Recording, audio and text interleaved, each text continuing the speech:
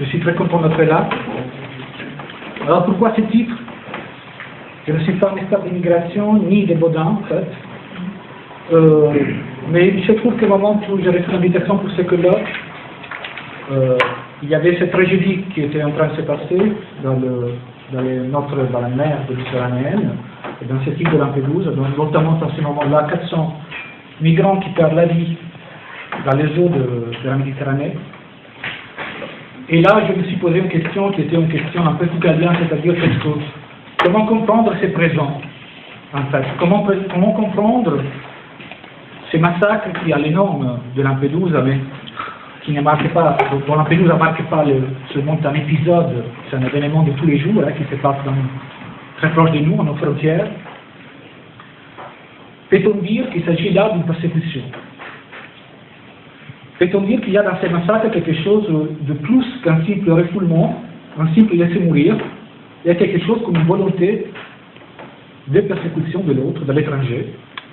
volonté qui se manifeste par ailleurs dans l'habituelle chasse à l'homme, qu'il soit africain ou tzigane, mis en scène par les bras armés du pouvoir.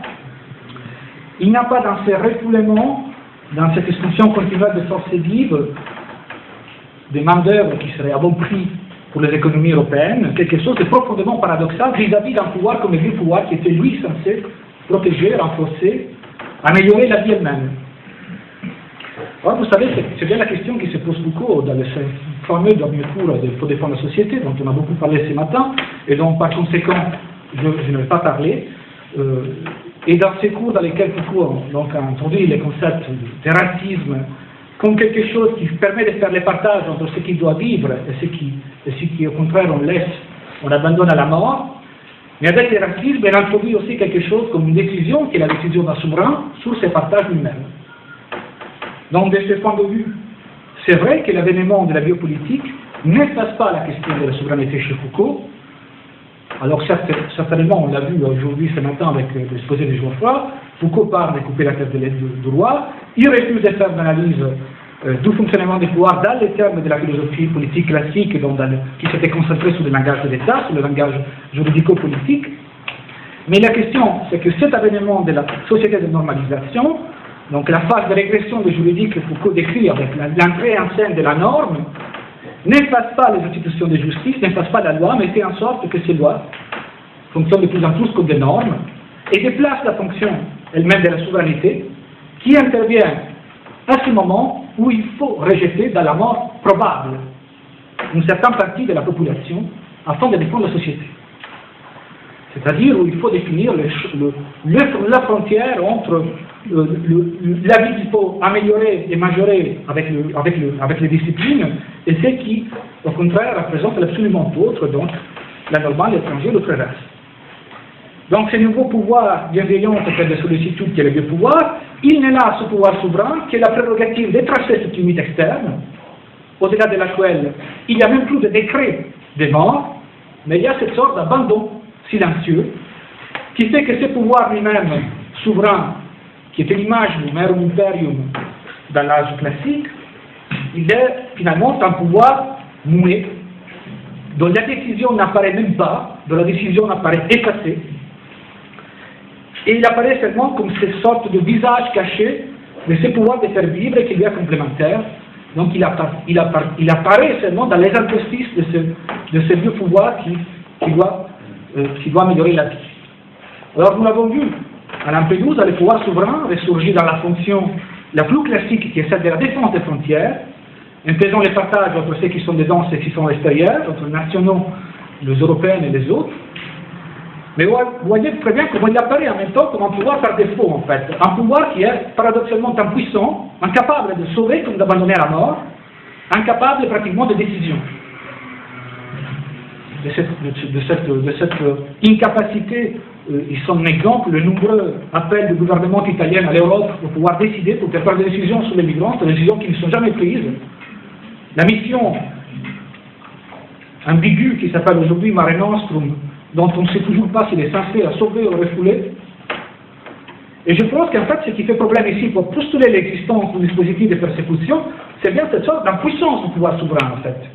Ce mutisme, cette absence de décision, qui en fait seulement le revers du pouvoir. Alors évidemment, dans ces remarques de Foucault du dernier cours de faut défendre la société, il y avait la possibilité d'aller vers une généalogie du racisme, justement, et d'aller vers notamment une généalogie des rapports entre la colonialité du pouvoir et le capitalisme, ce qui est reproché à Foucault par toute une génération de chercheurs de ne pas l'avoir fait déjà, ce qui fait aujourd'hui très bien quelqu'un comme Achille Mbembe, par exemple. Mais en fait, la chose intéressante, c'est que Foucault, plutôt qu'aller dans cette sorte de généalogie du temps pouvoir, du pouvoir monstrueux, du pouvoir raciste, il choisit une direction opposée qui est celle, non pas totalement de se tourner vers le côté solaire positif de la biopolitique, c'est pas du tout ça, mais plutôt d'aller à comprendre une autre question à travers des notions qui structurent le discours que Foucault fait ensuite, de 78 à 79, et qui sont la question de la population et la question du capital humain. Pour comprendre une autre question qui est celle de la valorisation économique de la vie humaine, en fait.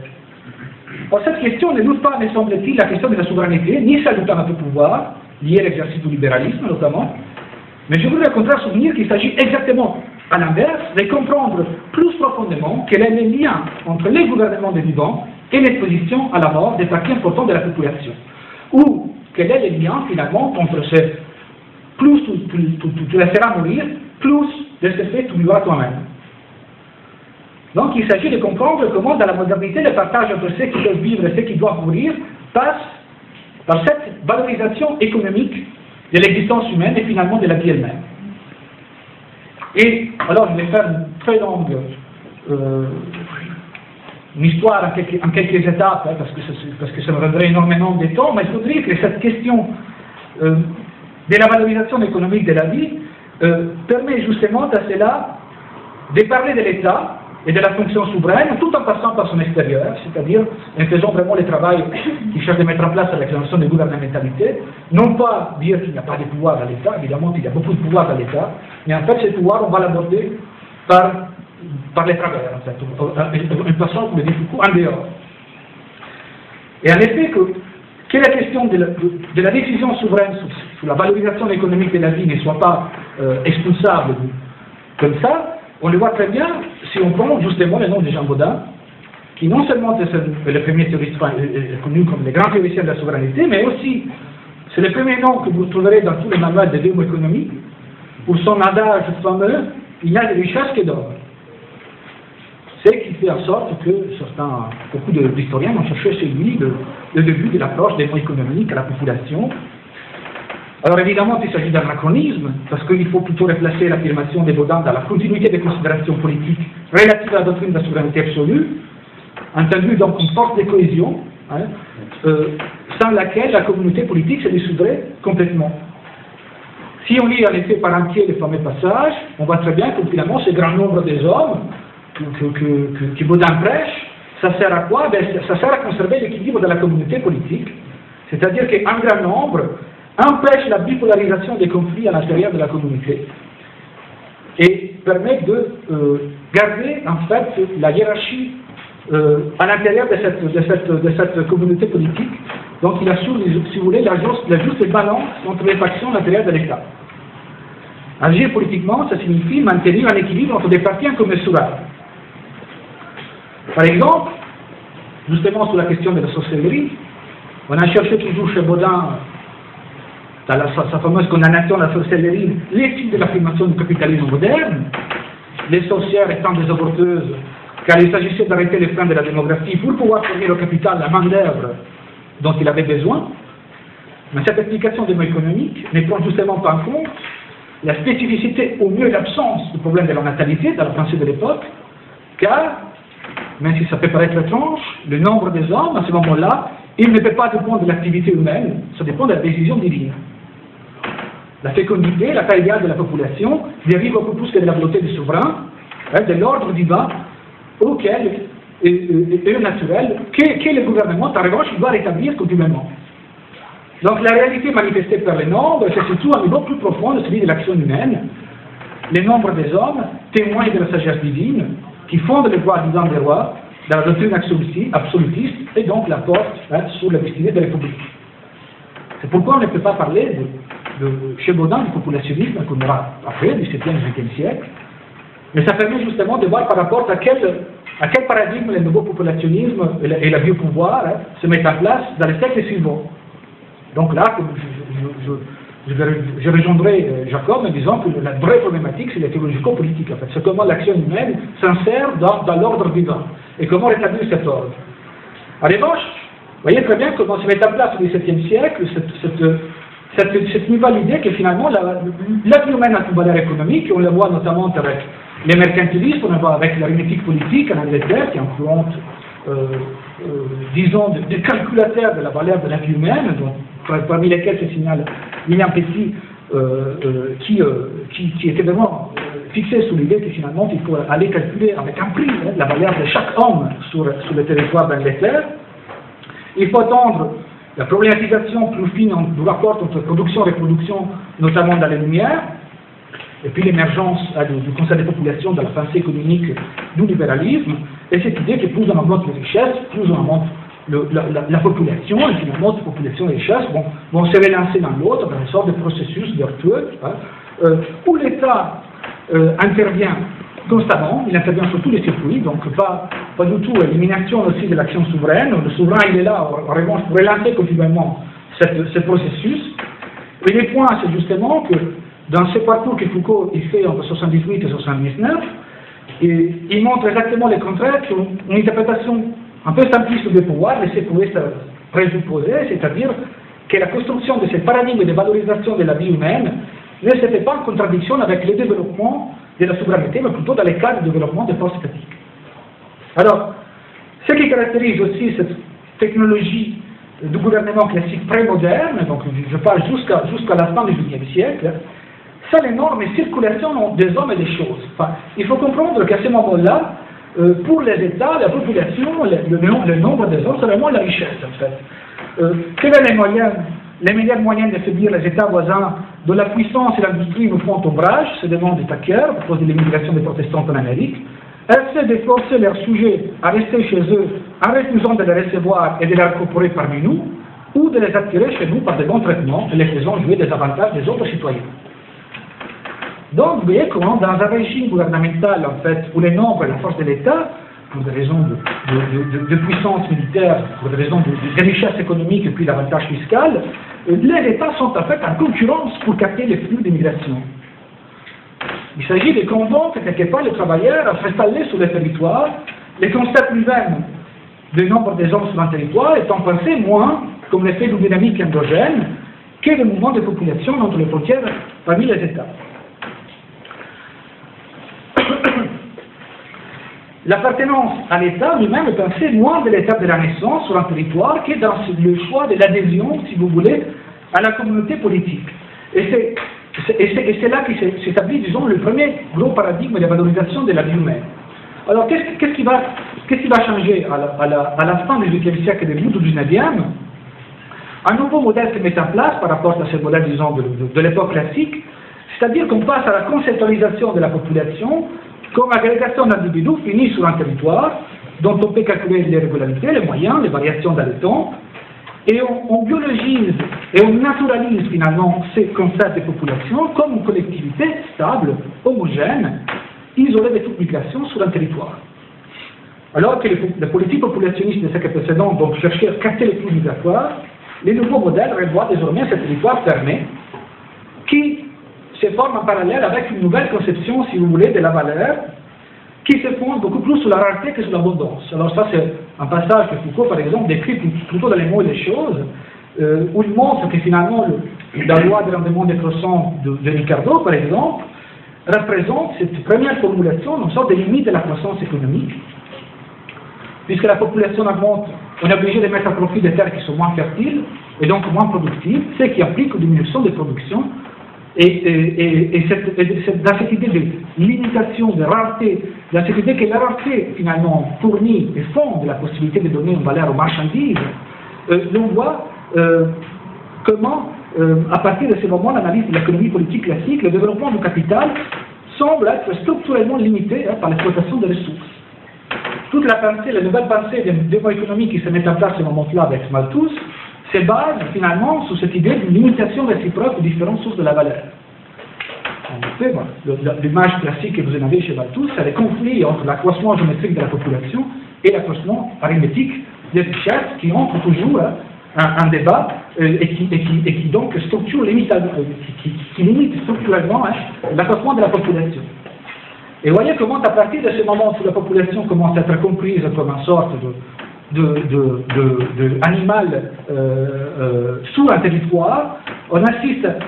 d'un côté au déclin des grands flux migratoires et de l'autre à cette émergence d'une guerre sourde contre celui, nègre, anormal, ennemi interne, qui menace la source elle-même de la richesse de la valeur, c'est-à-dire on assiste là à la naissance de la source du racisme moderne dans sa version biologique, biopolitique, qui se trouve ici dans ces modèles de valorisation de la population nationale. Alors évidemment, Marx pouvait critiquer ces modèles en inscrivant à l'intérieur de la lutte des classes, et montrant que la loi des populations n'est pas en constante malthusienne, qui fait entrer en contradiction des progressions naturelles, qu'elle est le produit des conditions historiques, basées sur l'exploitation de son travail, l'intégration des masses dans le rapport de production capitaliste. Mais la chose intéressante, c'est que Marx lui-même ne sort pas de ce modèle de la limitation réciproque des sources de richesse, en fait. La surpopulation est toujours relative, précisément parce qu'elle est conditionnée à la valorisation du capital. Et donc, en un certain sens, la critique que Foucault fait à Marx dans les moyens des choses, en disant que finalement il s'est situé dans les champs épistémiques ouverts par Ricardo, en faisant apparaître la production économique comme un jeu à somme nulle entre différentes quantités, les terres, les moyens de production et de travail, ben, elle n'est pas tellement trompeuse en fait. Parce que Marx lui-même, en fait, il continue de penser le travail sous la forme abstraite d'une quantité de temps, et la seule possibilité donc d'augmenter la force de travail est soit d'augmenter le nombre d'heures travaillées, soit d'augmenter la population. Et par conséquent, la population relative à la sous-population de l'armée flottante du prolétariat, comme l'appelle Marx. Alors, c'est exactement à ces modèles de valorisation de la vie que Foucault s'en prend lorsqu'il cherche à montrer, donc dans son cours sur la société politique, que je n'aime pas, comme l'a dit tout à l'heure Roberto, qui s'inscrit complètement, non seulement dans une problématique marxiste et marxienne, mais dans un langage lui-même qui est marxien, mais la critique que finalement fait Foucault à Marx, c'est que le but des mécanismes disciplinaires était précisément de créer des individus productifs en transformant le temps de vie en force de travail. C'est-à-dire que le temps de travail, le temps que l'ouvrier vend en échange d'un salaire, ce n'est pas n'importe quel temps. Avant d'être vendu, il faut déjà qu'il soit transformé en un temps productif, un temps qualitatif, qui est le temps du corps discipliné dressé, donc par la régularité et la constance. Par ailleurs, c'était la problématique elle-même de Marx lorsqu'il parlait de l'atelier,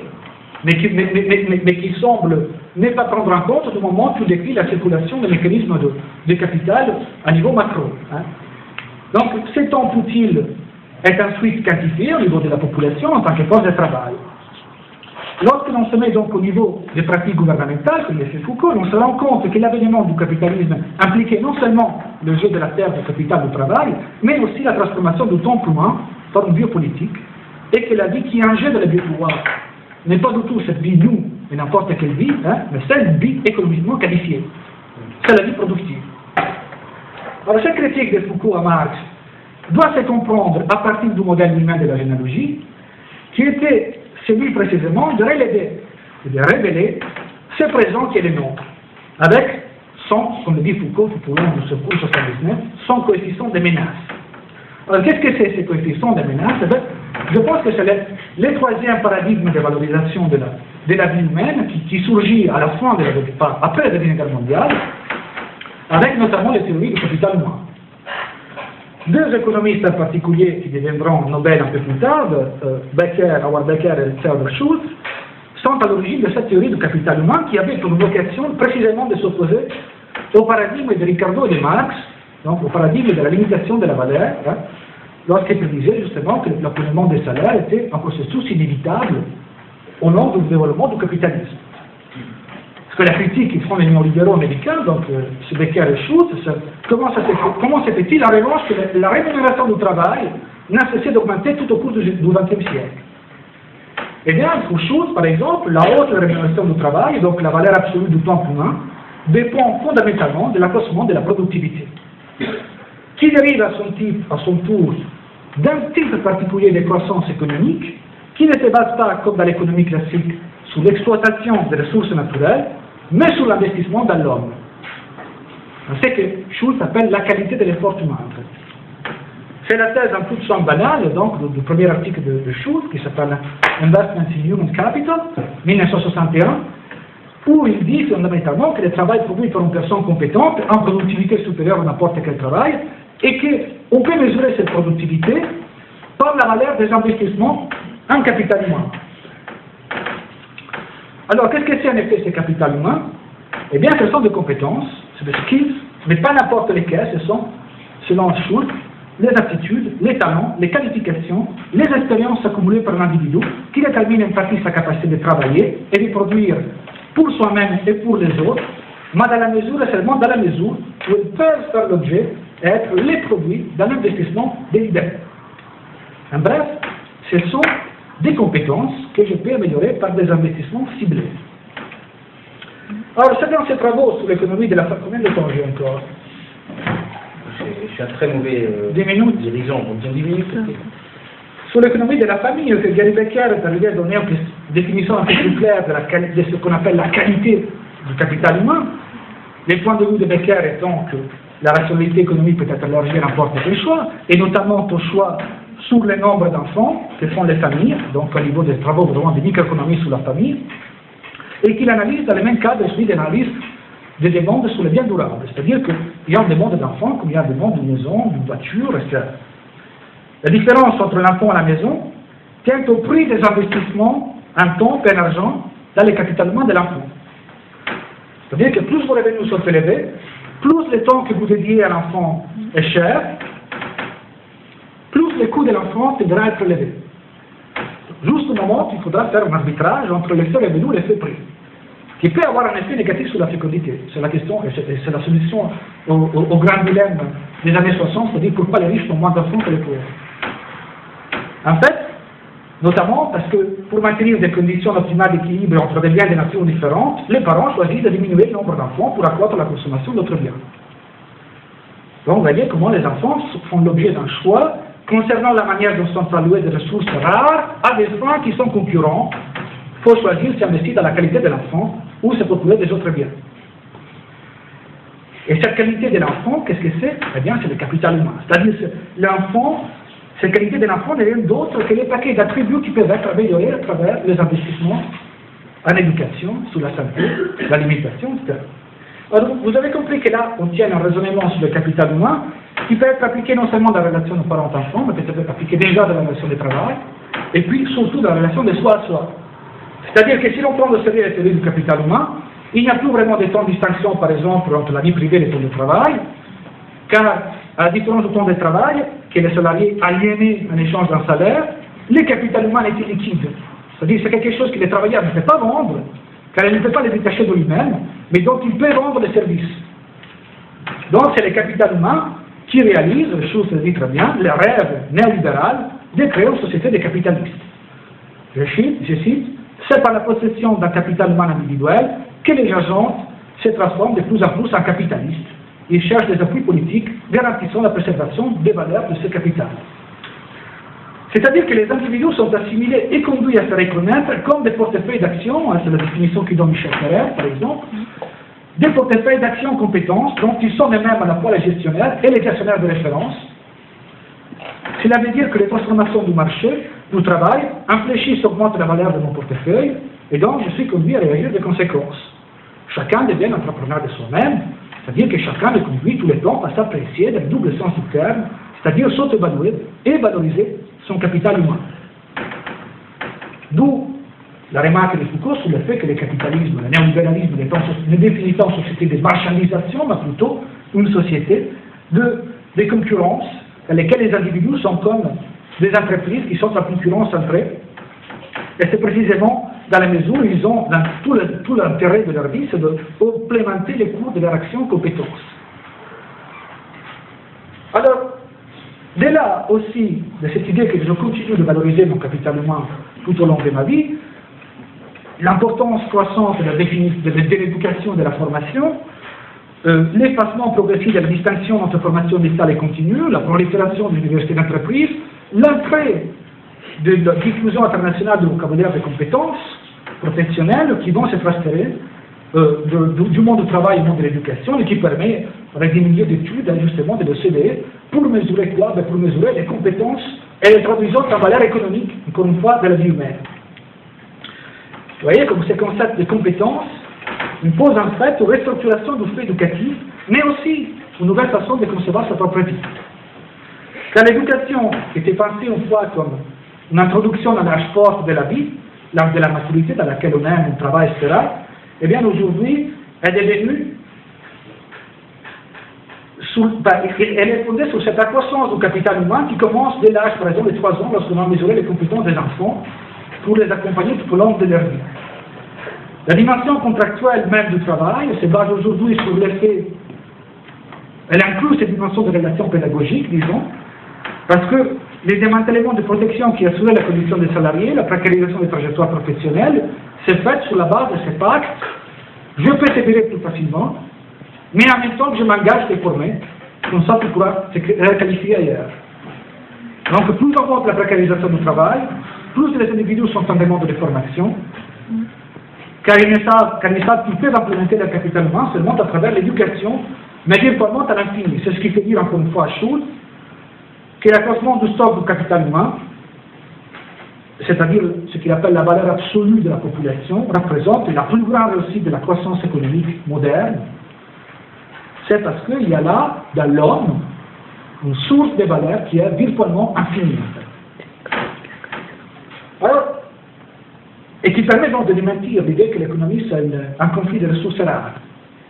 Alors, cette figure de valorisation économique de la vie sous forme de capital humain contient donc un principe de différenciation de valorisation de la vie qui est consigné au sujet lui-même. Becker lui-même dit qu'il est un grand humaniste parce qu'il a remis le sujet et l'individu au centre des choix qu'il fait sur sa vie.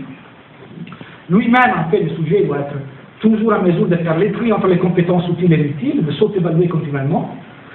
de se mesurer aux autres dans ces rapports de compétition, compétences directement de compétition en latin, et de concurrence perpétuelle avec les autres, ce qui signifie que la conflictualité basée sur cette nouvelle version de valorisation économique de la vie humaine est moins centrée sur la race que sur la concurrence généralisée des individus propriétaires de leur capital humain. La valorisation de mes compétences dans mon capital ne peut se faire que par la lutte avec l'autre, lui-même détenteur d'un portefeuille d'actions compétences. Alors, si d'un point de vue macro, la capacité de mobilité dans le monde du travail néolibéral est directement proportionnelle aujourd'hui au stock de compétences que chacun incorpore, on voit très bien comment le modèle néolibéral il est complètement hostile à ce modèle de la population fermée qui avait créé, qui fondait les deuxièmes valeurs, le deuxième modèle de valorisation de la vie humaine, mais au contraire, on est dans l'idée du brassage, des brassages populationnels, et aussi dans l'idée que finalement, si on a des pays sous-développés, on va développer chez eux des programmes de développement du capital humain pour les populations africaines ou asiatiques, en faisant justement de l'éducation les business du XXe siècle. Bon. Oui, mais vous voyez que ces modèles de la croissance illimitée se heurtent au principe de la concurrence, qui ont besoin d'une compétence des entreprises qui est convertie par les États nationaux dans ce fameux principe de l'immigration choisie. C'est-à-dire que le marché des compétences est fondé comme n'importe quel marché sur les cours ascendants et descendants et sur l'exclusion de ceux qui sont incapables de jouer le jeu. C'est là à l'intérieur ou à l'extérieur des États-nations. Les nouveaux âgés dans l'école sociale, les nouveaux marginalisés pour ces modèles de valorisation de la vie, et l'individu incapable d'entrer dans le mécanisme de la concurrence, incapable de développer ses compétences, incapable de s'auto-évaluer. Et on filme là-dessus d'une réalisatrice suisse qui s'appelle Laura von Niedersdorf, Niederhauser, pardon, je ne connais pas le nom, qui a fait un film magnifique qui s'appelle Nordustad, où elle montre aussi en parallèle le discours d'un grand fonctionnaire européen sous la formation de culture de développement de recherche et le parcours d'un apprenti dans un centre de formation des apprentis suisses. Et elle arrive à montrer la figure du nouveau imaginaire social qui est celui qui est incapable de s'adapter au rythme d'apprentissage imposé par les nouvelles formes de valorisation économique de la vie. Ces nouveaux étrangers qui sont parmi nous, donc ces corps étrangers, ce ne sont pas des anormaux, ce sont des incompétents. Alors, bien sûr, dans cette guerre de tous contre tous, pour augmenter la compétence sur le marché, afin de s'apprécier et de valoriser, continuent de jouer des éléments de l'ancien racisme anthropologique et biologique. Les formes de persécution, de création de l'ennemi, s'ébranchent en effet sur ces racismes de la compétence. Les fantasmes du sol européen à défendre des ordres barbares qui viennent abolir le travail des autochtones rémergent périodiquement dans les discours délirants de la Ligue Nord d'Italie, par exemple, dans les autres mouvements xénophobes en Europe, ce qui montre qu'un discours de pratiques racistes ne sont jamais les expressions d'une seule logique, ce sont la composition de plusieurs logiques qui se sont créées au fil de l'histoire, mais les cadres épistémiques dans lesquels se forment ce nouveau discours xénophobe, ou si vous préférez les régimes de vérité de cette forme de valorisation de la vie, a profondément changé. Les migrants ou les réfugiés qui s'échouent sur les côtes de Malte ou de Lampedusa, qui se noient dans la Méditerranée, parfois quelques centaines de mètres de plage, représentent cette figure de l'incompétent, incapable de se former de sous-valeur, incapable d'entrer dans les dimensions contractuelles du travail, inutile pour les marchés du travail qui vivent du capital humain. On voit où intervient à nouveau cette forme de souveraineté moindre, comme je l'ai dit au début, typique de la contemporanéité, c'est-à-dire elle fait le tri entre des formes de valorisation de soi, entre des corps économiquement qualifiés et des corps sans qualifiés. Ces derniers, on les abandonne à leur destin. Ou alors on les enferme dans des centres de rétention. Dans les meilleurs des cas, on les intègre dans des positions subordonnées pour leur faire jouer le rôle d'un nouveau lumpenprolétariat, justement, qui est pour nous des droits civiques élémentaires et qui donc est soumis à un chantage continuel d'expulsion et peut travailler à un prix économiquement intéressant pour les entrepreneurs. Alors, on peut accepter sereinement cette figure de l'entrepreneur de soi, du capital humain, mais on ne peut pas le faire de façon décomplexée, comme si cette nouvelle forme de souci de soi, de valorisation de soi à l'âge néolibéral, n'impliquait pas des formes de soumission, d'abandon, d'expulsion. De plus, le problème de cette biopolitique néolibérale, disons, c'est que la dévalorisation de l'existence autrui, allant jusqu'à la parfaite indifférence par rapport à sa mise à mort, est inscrite dans la logique elle-même de valorisation de son propre capital. C'est-à-dire, est une conséquence pratiquement logique de l'estime de soi sous la forme du capital humain. Cette conséquence désigne un partage inscrit nécessairement dans la nouvelle technologie du gouvernement néolibéral et dans la nouvelle forme de valorisation de la vie. C'est parce que la valorisation économique de la vie est devenue le principe autour duquel le sujet néolibéral lui-même se constitue, que la vie de l'incompétent qui se presse aux frontières de l'Europe peut apparaître comme déprivée de toute valeur. Et donc, à la limite, tuable. Jamais comme aujourd'hui, la vie de ces non-personnes, comme les appelle le sociologue Alessandro Dall'Ardo, apparaît comme superflue, complètement disqualifiée par rapport à la vie qualifiée des Européennes. Une nouvelle forme d'exposition de l'autre à la mort, c'est nous au processus de valorisation économique de la vie lié à la perception de soi du capital humain. On aimerait que les migrants entrent dans notre jeu, en faisant lui aussi de sa propre vie un capital, dont les actions montent en diminuant ou diminuent selon les marchés des compétences. En lui tend la main, on aimerait qu'il soit des nôtres, et l'image qu'il nous renvoie, c'est l'image de nous-mêmes, notre image, elle est l'image de ce que lui devrait être, est tellement effrayante qu'il vaut mieux l'abandonner en fait. Faut l'abandonner. Merci.